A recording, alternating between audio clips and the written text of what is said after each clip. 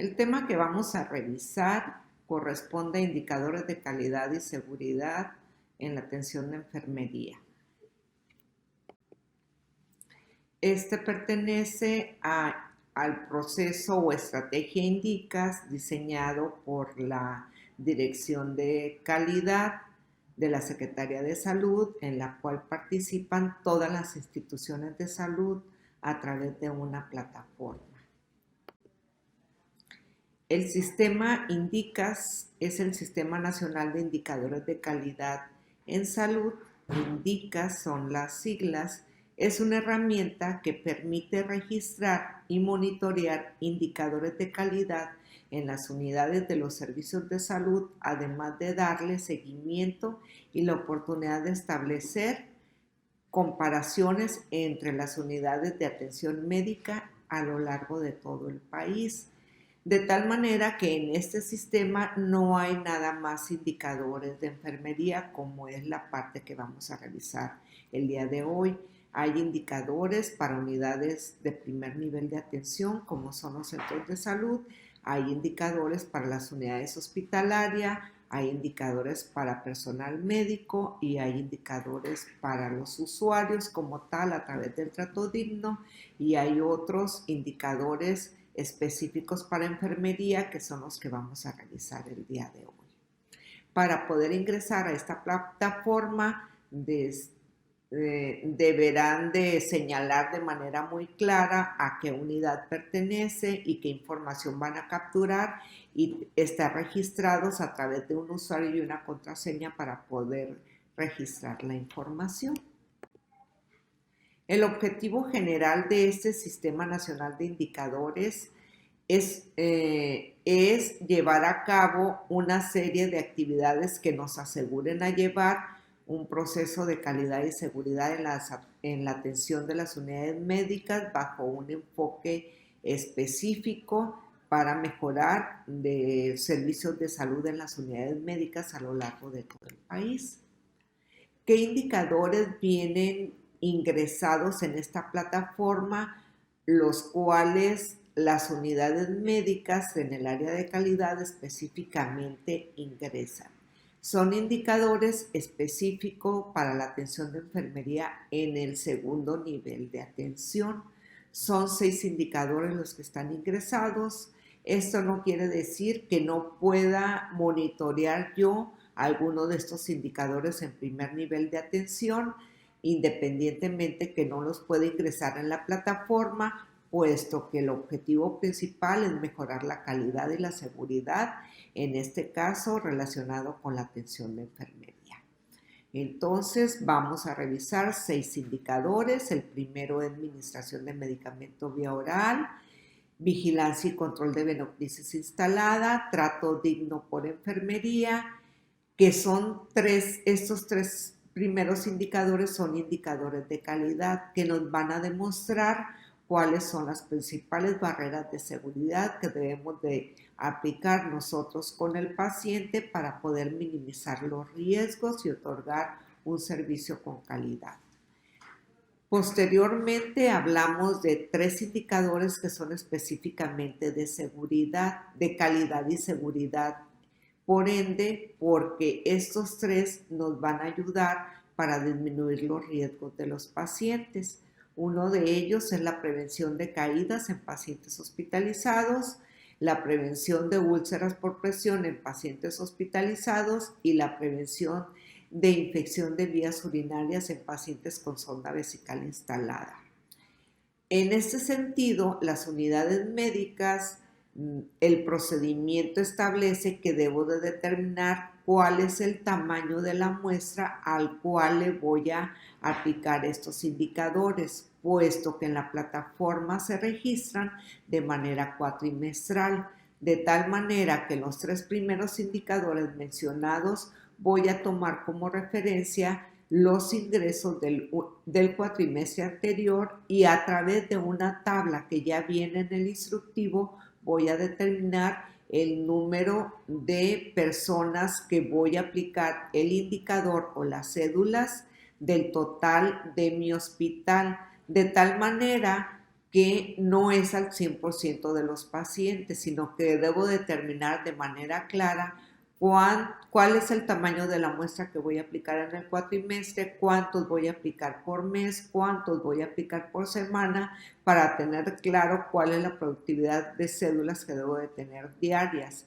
en cada uno de los indicadores. A diferencia de los indicadores de seguridad, aquí lo que corresponde es que voy a revisar todos aquellos pacientes que tengan de alto riesgo de caídas, todos aquellos pacientes que tengan factores de riesgo para presentar una lesión por presión, para poder determinar la muestra y no el total de los ingresos. Y hablando de la prevención de infección de vías urinarias en pacientes con sonda vesical, para poder determinar la muestra, voy a identificar todos los pacientes que tuvieron una sonda vesical en el cuatrimestre anterior y lo voy a comparar con la tabla muestral, que es el que me va a determinar el número de pacientes que voy a encuestar.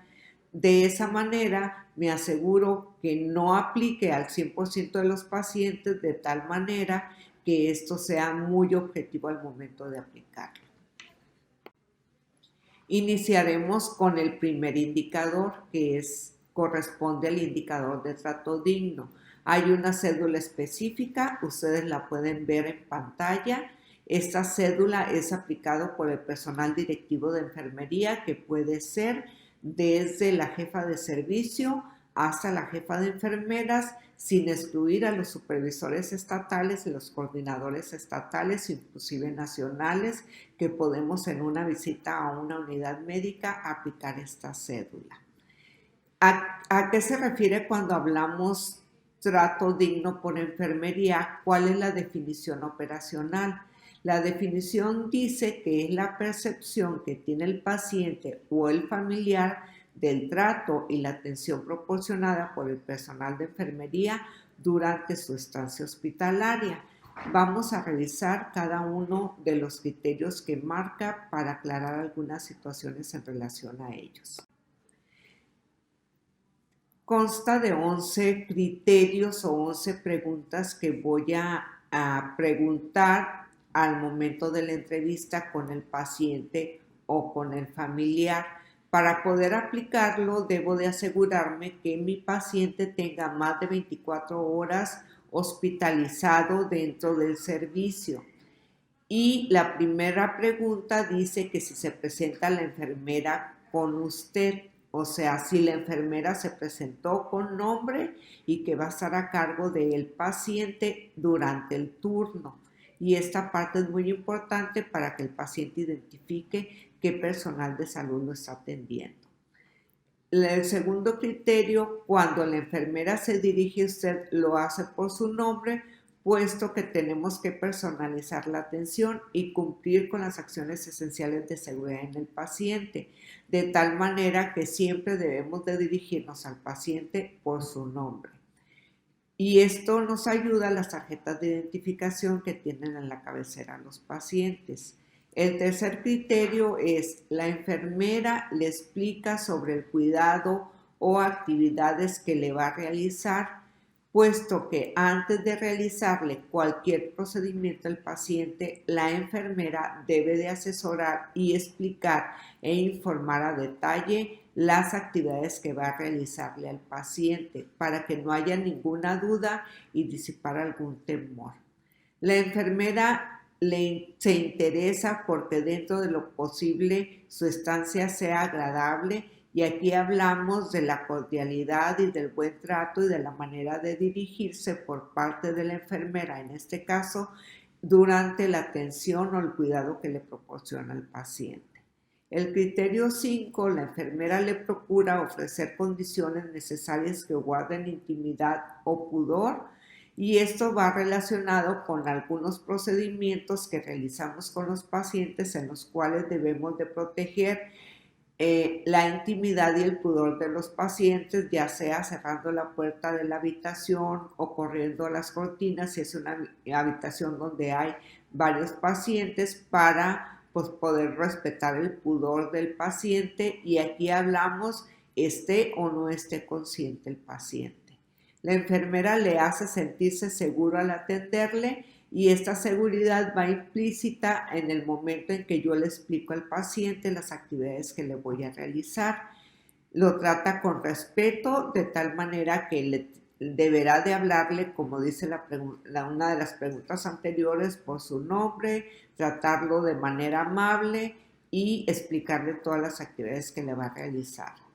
La pregunta 8 dice que si la enfermera le enseña a usted o a su familiar de los cuidados que debe de tener con respecto al padecimiento. Y esto deriva de que estamos obligados como personal de enfermería a ir educando al paciente o al familiar para prepararlo para cuando egrese, de tal manera que no lleve ninguna duda en relación al proceso que va a llevar en su domicilio y todos aquellos medicamentos que se va a aplicar y la manera como se los va a aplicar.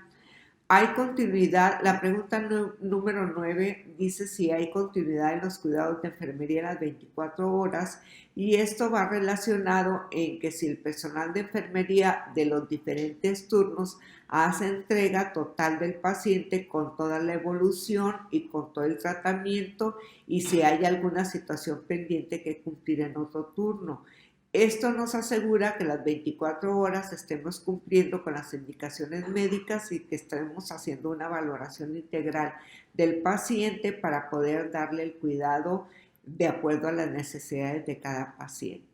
¿Se siente satisfecho con el trato que se le da? Esta es una pregunta que le vamos a realizar de manera directa al paciente para saber qué expectativas tiene y cómo se ha sentido en relación al cuidado que le ha otorgado el personal de enfermería.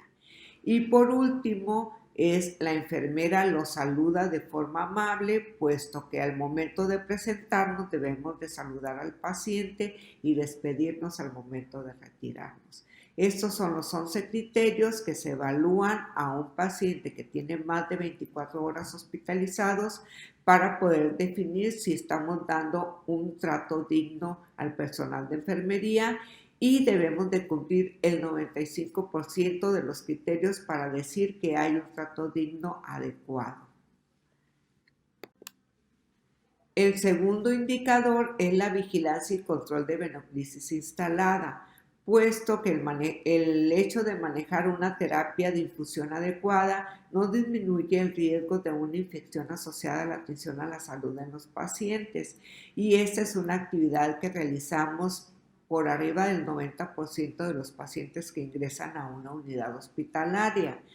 La definición operacional nos dice que es el conjunto de 7 acciones que debe realizar el personal de enfermería para prevenir infecciones nosocomiales asociadas a la venoclisis instalada. Aquí en pantalla ustedes pueden ver la cédula que va a aplicar el personal de enfermería y ustedes podrán ver un encabezado donde trae los datos de la unidad, el mes o el periodo en que se está aplicando la cédula, a qué servicio corresponde, a qué turno corresponde y trae los datos del paciente al cual se le va a aplicar la cédula. Veamos entonces qué criterios vamos a utilizar para poder decir que estamos cumpliendo con una vigilancia y un control adecuado de la venoclisis. El primer reactivo nos dice que la solución instalada tiene menos de 24 horas, puesto que todas las soluciones parenterales se deben de ser cambiadas cada 24 horas independientemente de la indicación del médico. Generalmente las soluciones no son indicadas para más de 24 horas. Sin embargo, si por algún motivo al paciente se le atrasó la solución y no concluyó a las 24 horas de acuerdo a la hora programada, debemos de hacer retiro de la misma y colocarle una nueva. La solución cuenta con un membrete elaborado de acuerdo a la normatividad y esto es un error muy común, por eso está señalado con rojo la pregunta, puesto que muchas de las veces omitimos los datos completos del membrete o de la solución que instalamos en el paciente, o a veces consideramos que como es una solución de 1 hora o de 2 horas y que se la voy a retirar, omito el instalar un membrete de solución. Con esto quiero decirles que toda solución que esté colgada y que esté infundiendo al paciente, le debemos de colocar un membrete en el cual se va a registrar el nombre completo del paciente, la fecha de nacimiento, la fecha en que se está instalando la solución que le estoy infundiendo al paciente, qué características, de acuerdo a la indicación médica, tiene instalado el paciente, el tipo de solución, si tiene agregado algún medicamento, para cuántas horas está instalada esa solución, hora de inicio, hora de término, a qué velocidad la voy a infundir y el nombre del personal que preparó y que aplicó la solución parenteral. Debo de cumplir con todos estos datos de tal manera que tendremos que asegurarnos que las soluciones parenterales en su totalidad cumplan con este requisito. La Venoclisis, si el equipo tiene menos de 22 horas de instalado, todos los equipos de Venoclisis, cuando utilizamos una solución isotónica, debe de ser cambiado cada 72 horas, de tal manera que somos responsables de instalar la fecha en la cual instalamos este equipo de Venoclisis. A diferencia de una solución isotónica, cuando utilizamos alguna solución hipertónica o utilizamos una nutrición parenteral o hacemos una transfusión sanguínea, estos equipos deben de ser cambiados cada 24 horas. Pero independientemente del tiempo en que duren instalados, siempre debo de colocarles la fecha y hora de instalación para poder identificar cuándo fue colocado y retirarlo de manera oportuna. La cuarta pregunta dice que si el equipo de Venoclisis se encuentra libre de residuos. Y eso es una pregunta muy importante porque al momento de revisar las Venoclisis de los pacientes nos encontramos en ocasiones que el equipo tiene residuos de una solución precipitada porque a lo mejor hicimos una dilución equivocada con un medicamento y una solución que no eran compatibles. Muchas de las veces el paciente también se levanta de su cama o de la silla y se regresa la sangre y quedan residuos en el equipo de esta sangre junto con la solución. En esos casos debemos de hacer cambio de inmediato de ese equipo de Venoclisis, puesto que es un factor que contribuye a una infección asociada a la atención a la salud. El quinto reactivo dice que si el sitio de la punción y área periférica de la Venoclisis se encuentran sin signos de infección, y esto lo vamos a identificar a través de los registros que hace el personal de enfermería en los registros de enfermería. Para tal efecto, ante cualquier situación que presente el paciente, como puede ser dolor, puede ser eritema, dentro del sitio de inserción del catéter, debo de reportarlo en la hoja de enfermería. Y este es un aspecto que generalmente hay omisión por parte de nosotros y que es importante considerar. El reactivo número 6 nos habla de que si el catéter se encuentra instalado de manera firme y la fijación está limpia.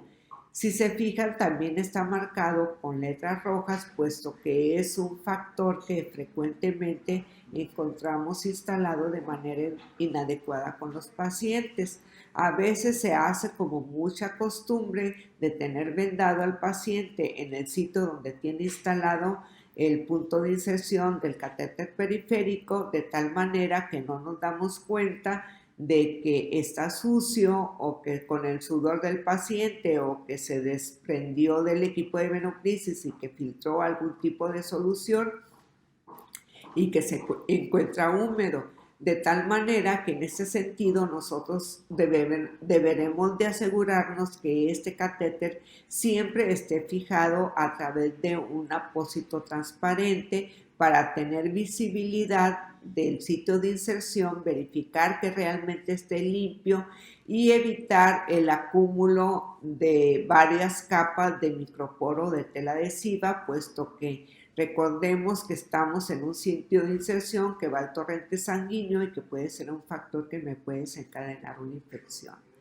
El punto número 7 es si la solución parenteral tiene un circuito cerrado, y esto se refiere a que no tengamos ningún otro aditamento, una aguja o algún otro elemento alrededor del circuito que genere que pueda suscitarse una probable infección, puesto que el circuito desde el equipo de venoclisis hasta la solución parenteral y en el circuito deben de estar completamente herméticos y cambiarlos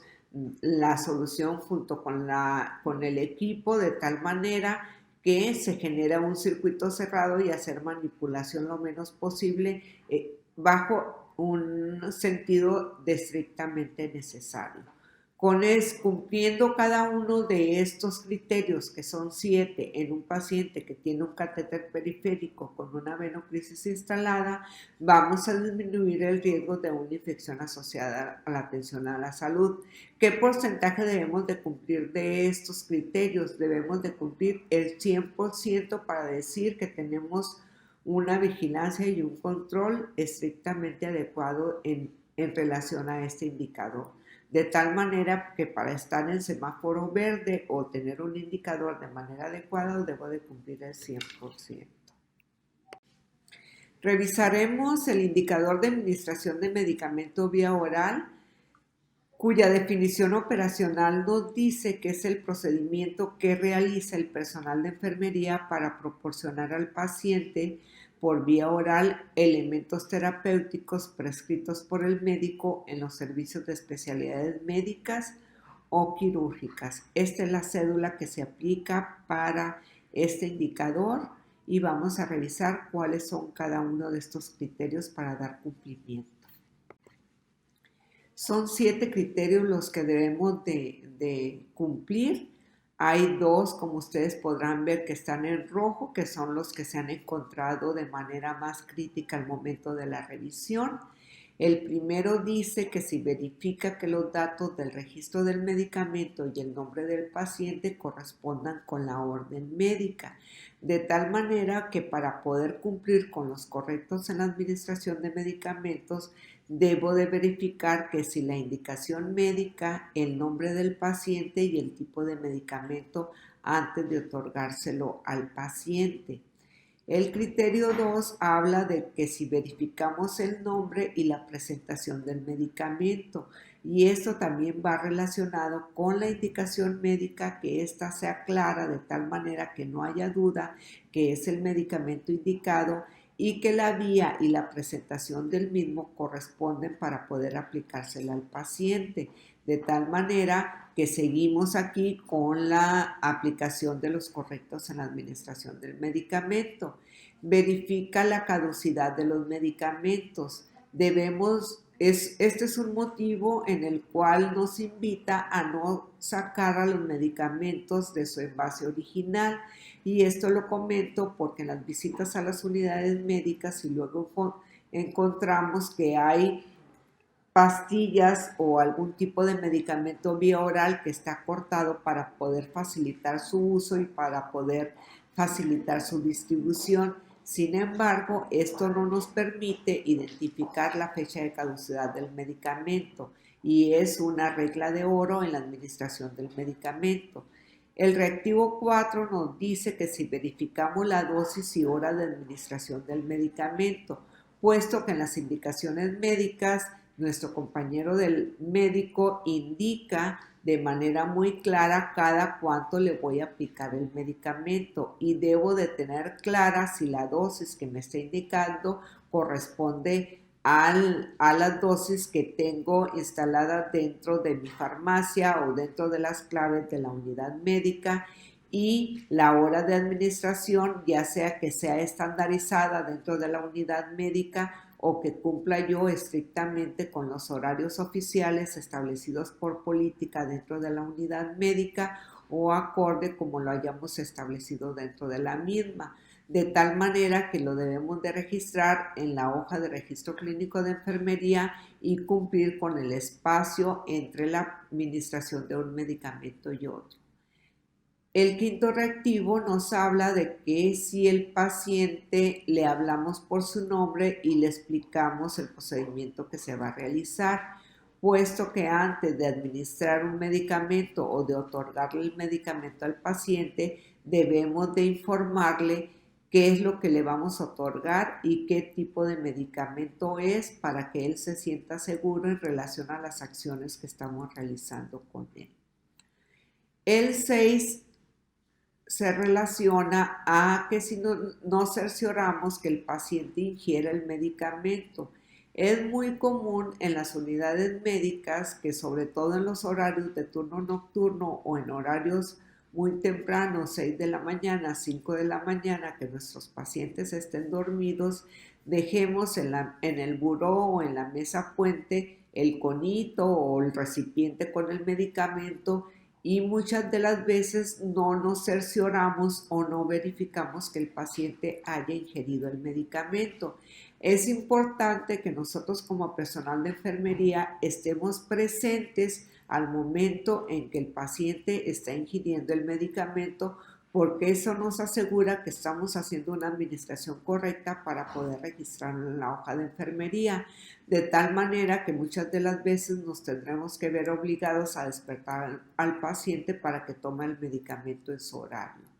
Y el último reactivo nos habla si registramos el medicamento al término del procedimiento en el formato establecido, y esto va muy relacionado en si nos cercioramos o no de que lo ingiera para poder registrarlo, porque muchas de las veces nos encontramos en que está registrado pero está en la mesa de puente el medicamento. Entonces los invito a que cuando otorguemos un medicamento vía oral al paciente, ya sea una tableta, una grajea, medicamento a través de un jarabe o una solución que sea por vía oral, nos aseguremos de que realmente el paciente lo ha ingerido de manera completa para poder registrarlo y que sea en los horarios establecidos. El cuarto indicador que vamos a revisar corresponde a la prevención de caídas en pacientes hospitalizados. La definición operacional nos dice que es un conjunto de acciones que debe realizar el personal de enfermería para prevenir caídas en pacientes hospitalizados en los servicios generales o de especialidades. De igual manera, tenemos una cédula con 7 reactivos que nos invita a cumplir con cada uno de los criterios para disminuir ese riesgo que tiene un paciente de poder sufrir un evento adverso por caída. Revisaremos entonces los 7 criterios que nos van a ayudar a disminuir este riesgo. Y marco los 2 primeros con letras rojas, puesto que son en los cuales tenemos más fallas al momento de revisar a los pacientes de riesgo dentro de las unidades hospitalarias. El punto número 1 nos habla de que debemos de valorar y registrar los factores de riesgo de caída del paciente durante su estancia hospitalaria. Ahorita es muy conocido y es muy común para todos nosotros que debemos de utilizar una escala para valorar el riesgo de caídas, y en base al riesgo de caídas debemos de establecer un plan de cuidados personalizado de acuerdo al paciente y de acuerdo al riesgo que identifiqué. ¿Qué situaciones nos encontramos? Pues nos encontramos en las unidades médicas que difícilmente aplicamos esta escala de riesgo de caída de manera adecuada. Ahorita vamos a revisar la escala, de tal manera que nosotros nos aseguremos de manera muy clara cuál es el riesgo del paciente. Ustedes ven al lado derecho de su pantalla la escala, una de las muchas escalas que se utiliza para identificar el riesgo que tiene el paciente, y nos habla de que si el paciente tiene caídas previas, que si le aplico algún tipo de medicamento que puedan alterar el estado del paciente, que pueda originar un riesgo de caídas, si el paciente tiene algún déficit sensorial en relación a alteraciones de la vista, a alteraciones auditivas o alteraciones o debilidad en sus extremidades.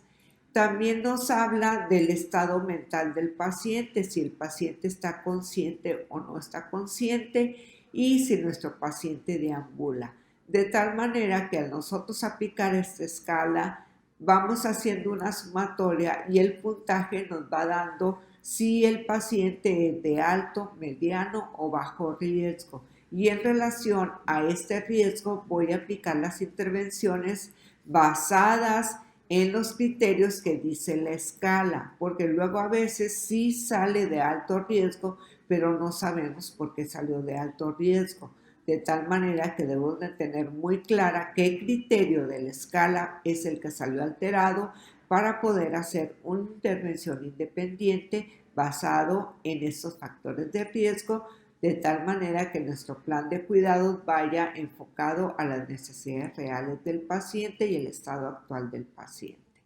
El reactivo número 3 nos habla de la utilización de los recursos disponibles y necesarios para la seguridad del paciente. ¿Qué recursos? Con los que cuenten ustedes en su unidad médica o los que estamos dispuestos nosotros a solicitarle al familiar o inclusive algunos aditamentos que podemos realizar nosotros como personal de enfermería para disminuir este riesgo de caídas con el paciente. El número 4 nos habla de la información que le otorgamos al paciente y familiar sobre el riesgo de caídas. ¿Por qué? Porque generalmente el tipo de paciente de alto riesgo para tener una caída cuenta con un familiar a permanencia y estamos responsabilizados a poder informar al familiar e inclusive al paciente si está en condiciones de qué acciones debe de realizar y qué medidas de precaución debe de realizar para evitar el riesgo de caídas, sobre todo si tenemos algún paciente que tiene barandales, algún paciente que utiliza andadera, que utiliza bastón o que deambula a través de una silla de ruedas. Habrá que explicarle al familiar y al paciente todos los aspectos relacionados con estos elementos. El punto número 5 nos pregunta o nos hace referencia a la orientación sobre el uso y manejo del equipo y elementos de seguridad para el paciente, de tal manera que si algún aditamento es utilizado por el paciente, debemos de explicarle cómo se debe de utilizar y de igual manera el familiar. Y hago referencia a lo que mencionaba en la pregunta anterior, si el paciente utiliza en su cama barandales, si utiliza muletas, si utiliza bastón, si utiliza andadera, cómo le voy a explicar y le voy a informar la manera de utilizarlas para evitar el riesgo de caídas. El punto número 6 nos habla de si revaloro y ajusto el estado del paciente, de acuerdo al estado del paciente, las intervenciones de enfermería establecidas en el plan de cuidados, porque hay situaciones muy específicas en los pacientes que me veo obligada a hacer una revaloración como personal de enfermería y esto se aplica al inicio de cada turno. Cuando ingreso y tengo que valorar al paciente, a eso le llamo una revaloración,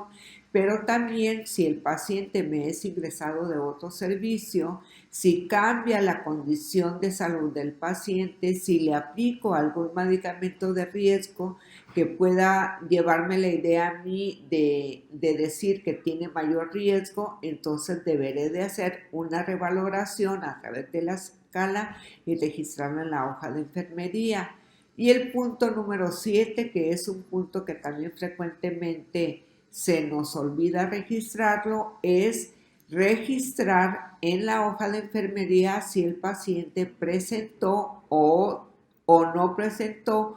una caída durante el turno en el cual nosotros lo estuvimos atendiendo, que es un evento adverso, que debo de hacer un reporte en específico a través de una cédula con algunos datos muy específicos, pero que por lo pronto en la hoja de registro clínico de enfermería deberá de estar registrada esta información.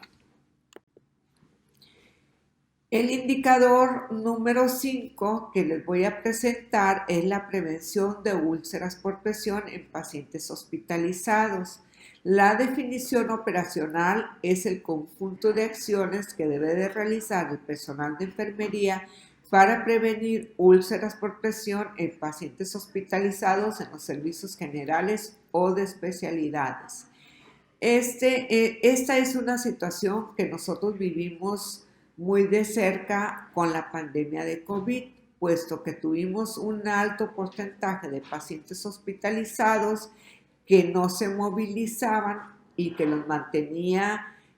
permanentemente en cama, que suscitó que tuviéramos un alto índice de úlceras por presión por muchas situaciones, por la condición del paciente, pero también puede ser porque algunas de las actividades no se cumplieron al 100% para poder disminuir el riesgo, de tal manera que tuvimos una alta incidencia de úlceras por presión en este tipo de pacientes, pero que también está muy presente dentro de las unidades hospitalarias en todos aquellos pacientes que se encuentran postrados, que tienen una limitación en la movilidad y que los obliga a estar permanentemente en cama. Esta es la cédula que se aplica, son 6 criterios y vamos a revisar cada uno de ellos. Al igual que el indicador anterior, el primer punto es que debemos de hacer una valoración de los factores de riesgo que tiene el paciente para que pueda presentar una úlcera por presión. Y esta valoración la hacemos a través de una escala. La escala que utilizamos en casi la mayoría de las instituciones es la escala de Braden, que nos da ciertos factores que nos ayudan a identificar cuáles son los factores y los criterios que pueden ser susceptibles a que mi paciente pudiera presentar una lesión por presión. Ahorita en la siguiente lámina revisaremos esta escala. El segundo criterio me dice que debo de establecer un plan de cuidados y ejecutarlo de acuerdo al factor de riesgo que identifique en el paciente. De tal manera que si ustedes observan, estos dos criterios se encuentran en rojo porque son los que generalmente tenemos más debilidades al momento de hacer nuestro proceso de atención de enfermería en este tipo de pacientes. El tercer punto es si utilizamos elementos disponibles y necesarios para la aparición de las úlceras por presión. Y aquí se refiere a algún tipo de almohadilla, algún tipo de sábana, algún tipo de colchón especial que pudiera tener yo disponible y utilizar en los pacientes de alto riesgo para presentar úlceras por presión. El punto número 4 se refiere a si orientamos al paciente y familiar sobre las formas de prevenir la aparición de las úlceras por presión, puesto que tenemos que informar y asesorar a los familiares para que colaboren en este tipo de pacientes, sobre todo si es que va a egresar y va a continuar postrado en cama. Y eso nos va a ayudar a limitar el riesgo de que nuestros pacientes tengan alguna lesión por presión y que se complique y que me pueda generar otro tipo de complicaciones en el paciente que pudieran alterar la salud del mismo. La número 5 nos habla de que si revaloramos y ajustamos de acuerdo al estado del paciente las intervenciones de enfermería establecidas en el plan de cuidados. Y esta parte también es muy importante, puesto que continuamente debemos de estar revalorando a este tipo de pacientes y estarnos movilizando para poder identificar alguna situación de riesgo y evitar que presenten una lesión por presión en cualquiera de las salientes óseas que se pudiera presentar en nuestro paciente. Aquí les presento la escala de Braden que nos habla de algunos criterios que es importante que tenemos que tomar en cuenta al momento de hacer la valoración y habla de la percepción sensorial del paciente, de la exposición que pudiera tener el paciente a la humedad, de si se moviliza o no se moviliza, y eso se refiere en el criterio de actividad, el criterio de movilidad fuera o dentro de la cama y qué tan limitada está esta movilización, cómo es el estado nutricional de nuestro paciente que pudiera generar que no, que pudiera tener más sensible las alteraciones a la piel y la fricción y el cizallamiento a través del cual puede estar expuesto nuestros pacientes. Me da un puntaje del 1 al 4 de tal manera que de este me da la escala de alto, al hacer la sumatoria me da una escala de riesgo de alto, de moderado y de bajo riesgo. De tal manera que a menor promedio o porcentaje de la sumatoria va a tener mayor riesgo en relación a presentar una úlcera por presión. Y en las unidades médicas hospitalarias, el personal de enfermería ha optado por poner identificación del riesgo de úlceras por presión y también de caídas, como lo miramos en la foto de la unidad del paciente, que está en la parte del medio, donde señalamos a través de un círculo el riesgo de UPP y a través de un triángulo el riesgo de caída de nuestros pacientes y que nos pueden ayudar a señalar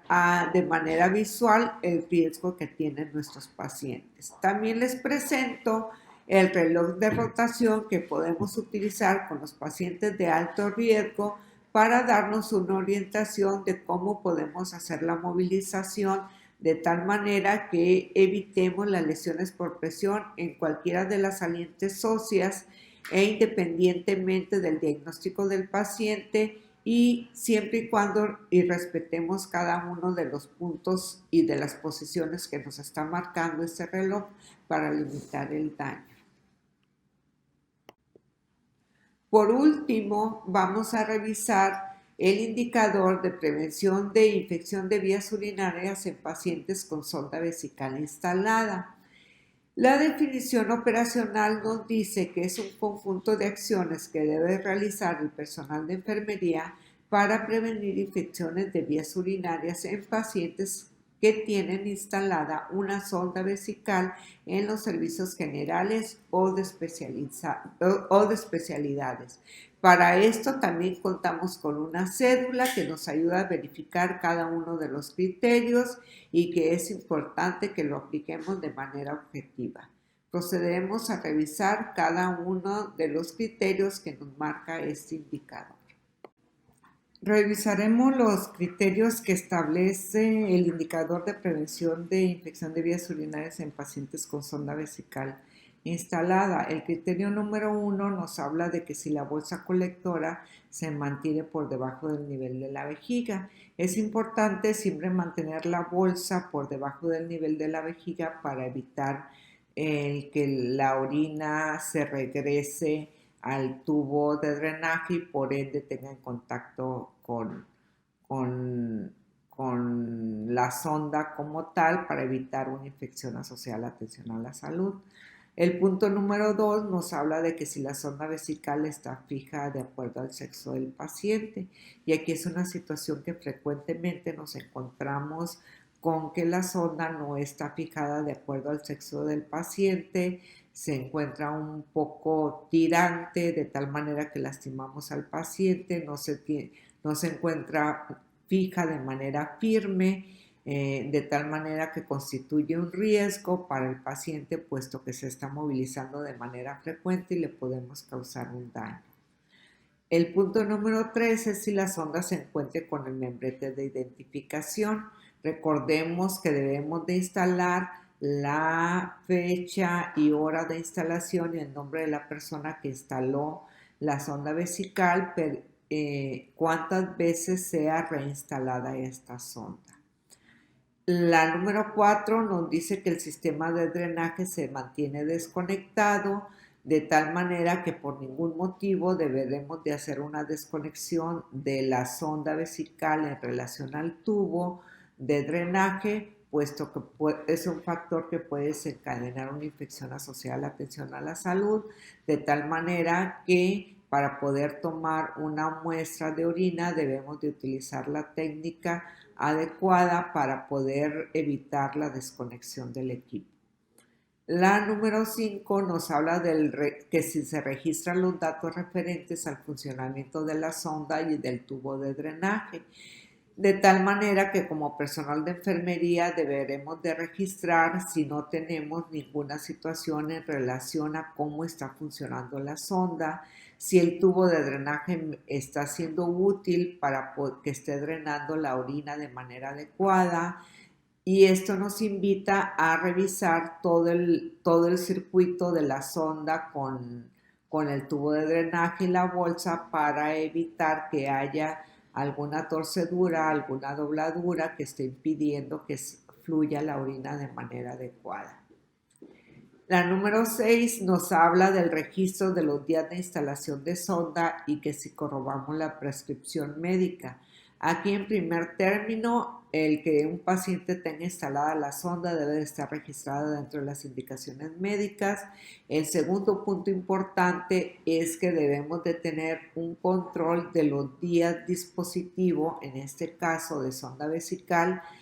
el total de días que tiene instalado o que tuvo instalado el paciente la sonda vesical, puesto que con estos datos vamos a determinar la tasa de infecciones asociada a una sonda vesical en este caso.